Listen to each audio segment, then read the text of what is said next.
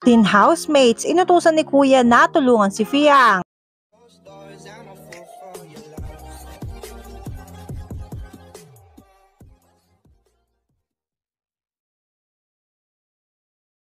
Paano ba naman mga ka-DJ, 'di ba pinaghiwalayan teens at adults at hanggang ngayon ay hindi pa rin sila nagsasama. Simula kasi mga ka-DJ na hiniwalay ang teens at adults, si Fiang Nan tila tumayong ati-ati sa kanila. At siya halos lahat ang gumagawa sa gawain nila doon, especially ang pagluluto. Ayon naman mga ka-DJ kay Fiang, gusto naman daw niyang kanyang ginagawa at wala siyang reklamo doon. Eggs. No.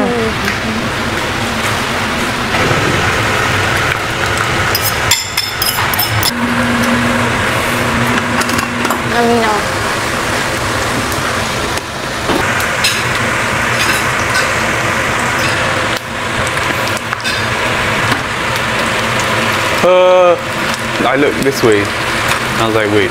Pero mga ka-DJ, syempre napansin nga ni Kuya na tila siya lagi yung kumikilos, kaya naman pinagsabihan niya ang mga housemates, teen housemates, na tulungan si Fiang sa gawain. Hanggat maaari kasi mga ka-DJ, hindi humihingi ng tulong itong si Fiang. Kumbaga mga ka-DJ, kung merong kusang kikilos, edi kumilos na lang. Ayaw niya kasi obligahin mga ka-DJ ang kanyang kapwati. Kasi para sa kanya mga ka-DJ, para siyang ati-ati nga nila at gumagabay lang at tumutulong sa gawaing bahay. Ayon nga mga ka-DJ kay Fiang, para daw siyang nanay na merong 4 na anak, which is ang cute lang.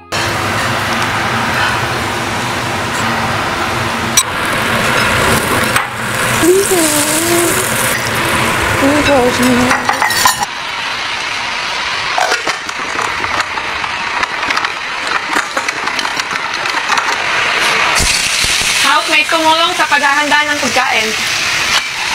Nick? No.